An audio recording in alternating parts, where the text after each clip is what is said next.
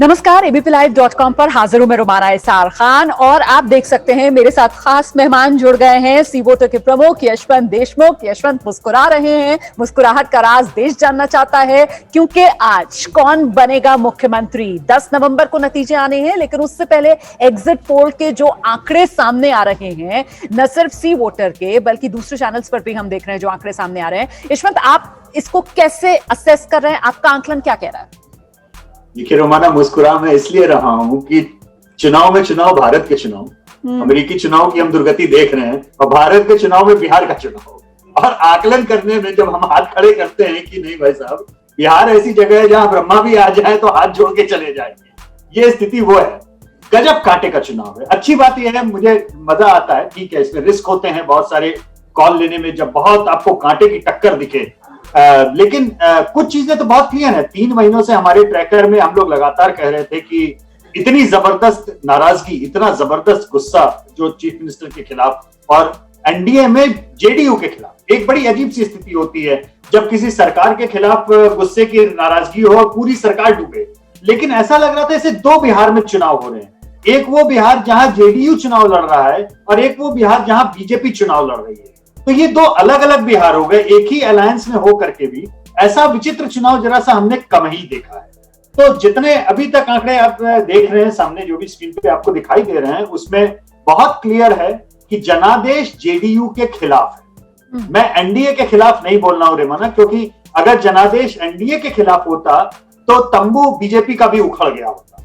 लेकिन शायद वो तंबू बीजेपी का उखड़ने से शायद प्रधानमंत्री की इमेज ने बचा लिया, लेकिन वो उनकी इमेज या उनका जो पूरा काम है वो पूरी तरीके से अभी मुझे ऐसा लग रहा है कि वो जेडीयू को नहीं बचा पाया उतना ज्यादा। तो जेडीयू के हिस्से की मेजर सीटें कम हो रही है रोमाना, और बीजेपी कितना भी कर ले स्ट्राइक रेट, वो उसको इतना नहीं बचाने की कामयाब हो सकता कि जिसमें लगे कि नहीं क्लियर कट अब सरकार बन गई। तो मामला जो है वो ऐसा अजीबोगरीब अटका है जिसमें हम कुछ बातें कह सकते हैं कि ये जनादेश जेडीयू के खिलाफ है, जिसमें जबरदस्त छलांग आरजेडी की लग रही है। लेकिन ये जनादेश बीजेपी के खिलाफ नहीं है। इस जनादेश में बहुत बड़ी भूमिका एलजेपी के वोट कटवा होने की है, और क्योंकि वो एलजेपी जो वोट ले रहा है वो दरअसल बीजेपी का ऐसा वोट है जो जेडीयू को न जाकर के एलजेपी को जा रहा है। इस नाते इस वोट को प्रो आरजेडी वोट भी नहीं कहा जा सकता। तो कहीं ना कहीं इस जनादेश की व्याख्या करने में लोगों को बहुत दिक्कत आने वाली है।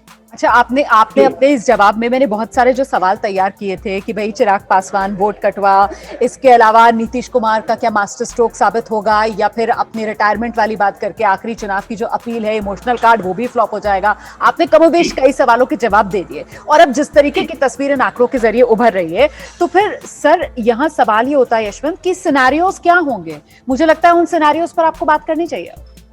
बिल्कुल, सिनेरियो जो दिखाई दे रहा है उसमें रोमाना की, एक तो हम लोग ने बताया था कि मार्जिनल सीट की संख्या बहुत ज्यादा है, और ये मार्जिनल सीट्स की संख्या आज के फेज के जो आंकड़े आ रहे हैं उसके हिसाब से वो और भी ज्यादा बढ़ती ही हमको दिखी, पिछली बार से घटी नहीं है।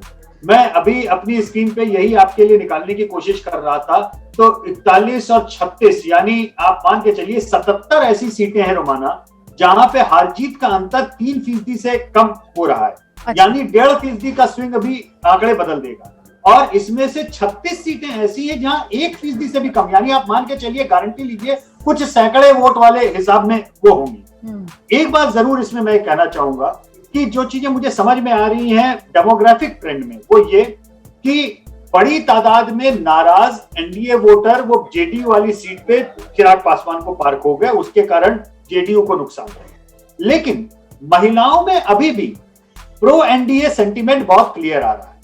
ये एक विशेष बात है जी सर। एक सवाल मेरे मन में था, वो ये कि ये जो नाराजगी है जेडीयू के लिए, नीतीश कुमार के लिए, ये हमने हर रीजन में देखी है बिहार के?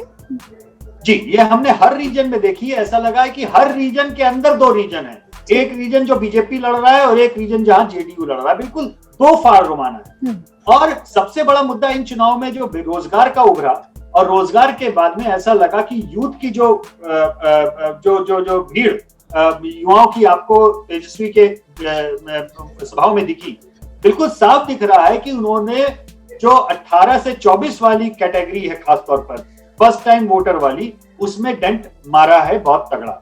लेकिन एक बात मैं ये जरूर कहना चाहूंगा कि ये डेंट ऐसा भी नहीं है कि जैसे जो अगड़ी जाति के युवा मतदाता हैं वो पहले अगर 100 में 20 जाते थे तो वो 100 में 30 जा रहे हैं, ये मैं मानता हूं, लेकिन 100 में 80 भी नहीं जा रहे। ठीक है। तो ये डेंट पड़ी है, लेकिन ऐसा भी नहीं है कि वो dent across the cast line पड़ी हो, जिससे कि सारा ही मामला, अगर अक्रॉस द कास्ट लाइन पड़ रही होती तो इस समय प्रोबेबली हम 2/3 या 3/4 बहुमत की बात कर रहे थे। हमने पिछले भी कार्यक्रम में आपसे कहा था कि जो ट्रैकर के हमारे आंकड़े हैं उसमें इतनी जबरदस्त एंटी इनकम्बेंसी देखने से ये बहुत, अगर कोई और राज्य होता रोमाना तो मैं आंख मूंद करके कहता कि विपक्ष को 2/3 या 3/4 बहुमत मिलने वाला। लेकिन कहीं ना कहीं कास्ट वाला ग्रुपिज्म और महिलाओं का टर्नआउट भी अच्छा हुआ है। मुझे लगता है कि थोड़ी बहुत जो इज्जत बची रह जाएगी, जिसके कारण शायद ये कह रहे हैं कि हम अभी भी कांटे के मुकाबले में हैं, उसका श्रेय केवल महिला मतदाताओं को जाए। तो मतलब वो शराबबंदी वाला मुद्दा,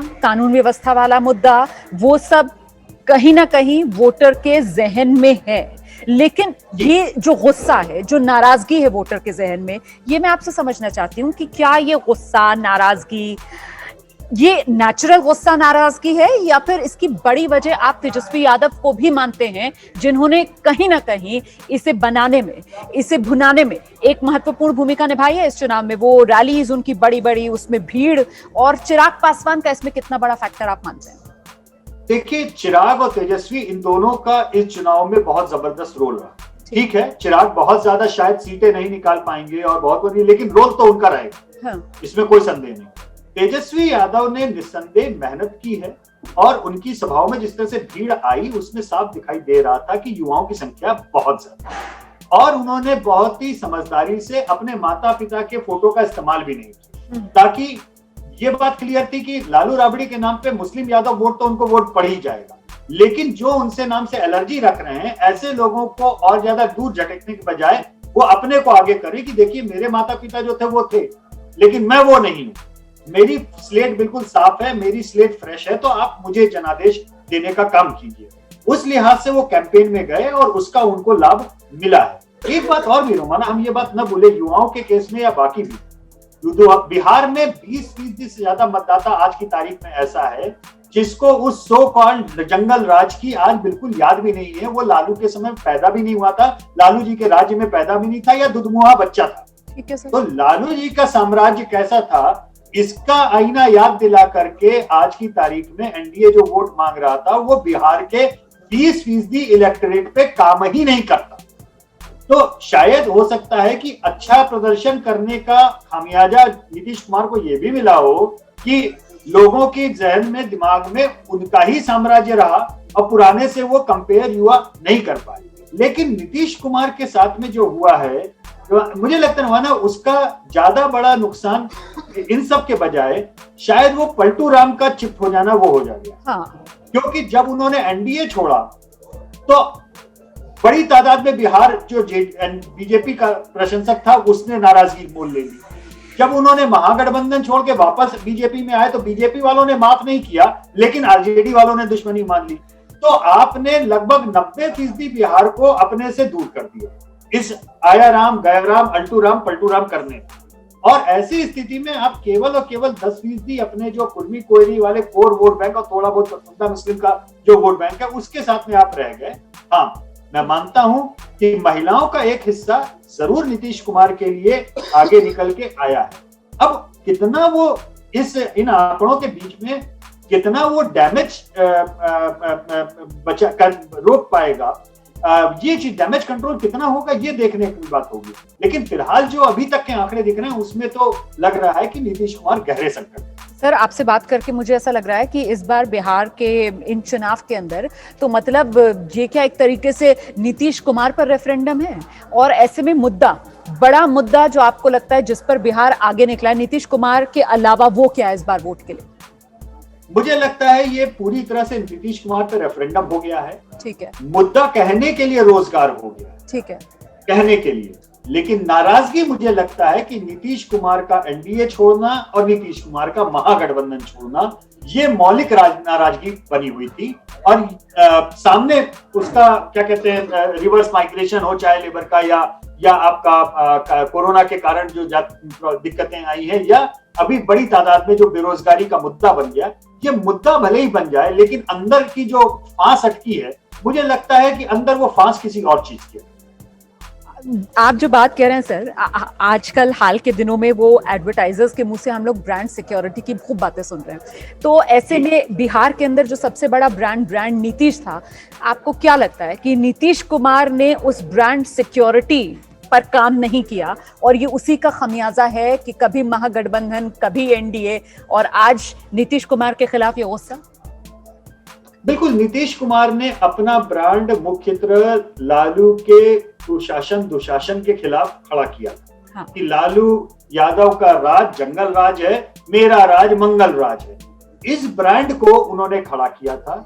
उस ब्रांड को उन्होंने डाइल्यूट किया जब उन्होंने नरेंद्र मोदी का विरोध करके और एनडीए छोड़ के वो जब गए, क्योंकि स्वाभाविक सी बात है कि उसमें उस ब्रांड इक्विटी में वो उस समय आपका अरिथमेटिक चल गया। मानता हूं अरिथमेटिक चला, इंपॉर्टेंट चला, इससे कोई इनकार नहीं। 2015 में जिस तरह से महागठबंधन का स्वीप रहा वो अद्भुत रहा, लेकिन या तो वो वहां चिपके रहते, अगर वो वहां चिपके रहते तो भी वो ब्रांड बना रहता, ना आप इधर के रहे ना उधर के रहे। आज की तारीख में ये दुखद स्थिति है, क्योंकि मैं व्यक्तिगत रूप से मानता हूं, कुछ भी कह लीजिए, नीतीश कुमार एक साफ सुथरे सुलझे हुए पॉलिटिशियन जनरली माने जाते रहे हैं, और उनके ऊपर कोई कुछ भी कहे, भ्रष्टाचार का एक भी आरोप व्यक्तिगत रूप से नहीं लगा है। और भारत में कम मुख्यमंत्री ऐसे हैं जिनको इतनी इज्जत और इतना प्यार जनता का मिला हो, इज्जत और प्यार दोनों, केवल कास्ट नहीं।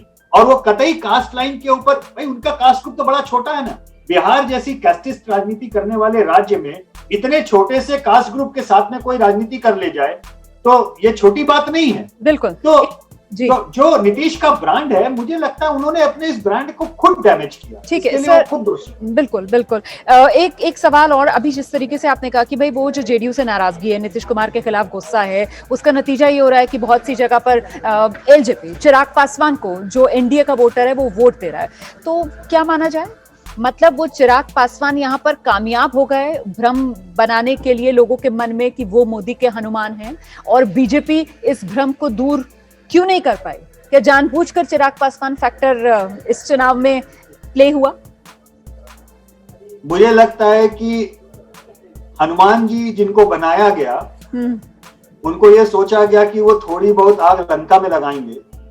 वो ये भूल गए कि लंका इस मामले में अयोध्या के अंदर सटी हुई थी। लंका जलते जलते अयोध्या का दहन हो गया जी।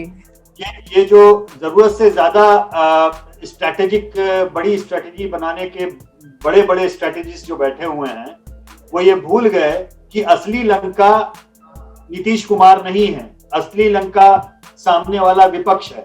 और अगर आप नीतीश कुमार को लंका बना रहे हैं तो नीतीश कुमार की लंका अयोध्या के जिले के अंदर आती है, और अगर वो आग लगेगी तो अयोध्या भी जलेगी। हुआ यही है। आग बुझाते बुझाते इन समझदार लोगों ने ज्यादा सोचा है कि हम आग कंट्रोल कर लेंगे, लेकिन वो इस बात को नहीं समझ पाए कि पब्लिक का जो गुस्सा है वो पेट्रोल की तरह होता है। वो अगर एक बार आग चिंगारी पड़ जाती है तो उसको कंट्रोल करना, भले ही कितना बड़ा दमकल विभाग नरेंद्र मोदी के ब्रांड का हो, आग को कंट्रोल करना वो मुश्किल है, वो नहीं हो पा रहा है।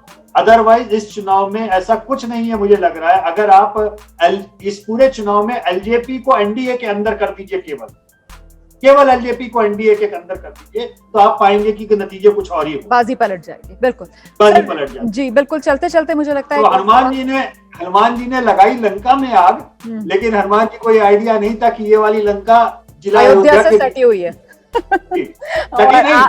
बीच में ही, ठीक है। आग जो है फिर वो फैलती चली गई। ये एग्जिट पोल के आंकड़े हैं, नतीजों के लिए 10 नवंबर का आपको इंतजार करना पड़ेगा। देखिए, मैं बार बार इस बात को दोहरा रही हूँ कि अभी हम एग्जिट पोल के आंकड़ों पर चर्चा कर रहे हैं। बाकी लोकतंत्र है, जनता जनार्दन है, और फैसला तो 10 नवंबर को ही आएगा। लेकिन इन तमाम एग्जिट पोल के आंकड़ों के बीच फिर बिहार में सीएम पद की पहली पसंद कौन, ये आंकड़ा क्या कहता है? सीएम पद की पहली पसंद विचित्र तौर पे जो है वो अभी भी नीतीश कुमार थे आंकड़े में।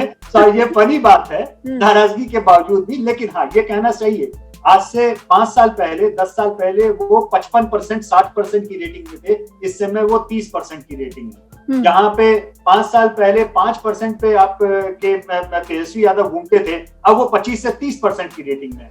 मुझे लगता है कि तेजस्वी एक पोल, एक ध्रुव बन गए हैं बिहार की राजनीति के, उनका सस्टेनेबल फ्यूचर।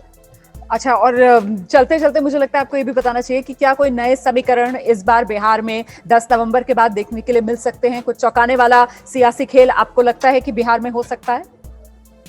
देखिए, अगर मामला अटक गया सबका, अगर किसी एक को बहुमत मिल गया क्लियर कट, तब तो कोई बात ही नहीं है। लेकिन मामला अटका तो अटकने के बाद में उठापटक होने की संभावनाएं तो रहती हैं।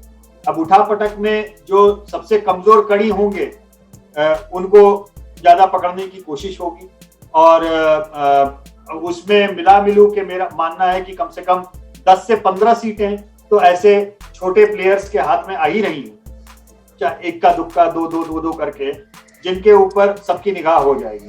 तो अगर उस उठापटक में आप चाहती कि बिहार न जाए तो भगवान से मनाइए कि ये क्लियर हो जाए, इस तरफ या उस तरफ, जैसे भी होना है क्लियर हो जाए। अदरवाइज एक राउंड तो घुड़सवारी होने वाली है बिहार में। चलिए, बहुत बहुत धन्यवाद यशवंत हमसे बात करने के लिए। 10 नवंबर नतीजों के दिन एक बार फिर आपसे बात होगी।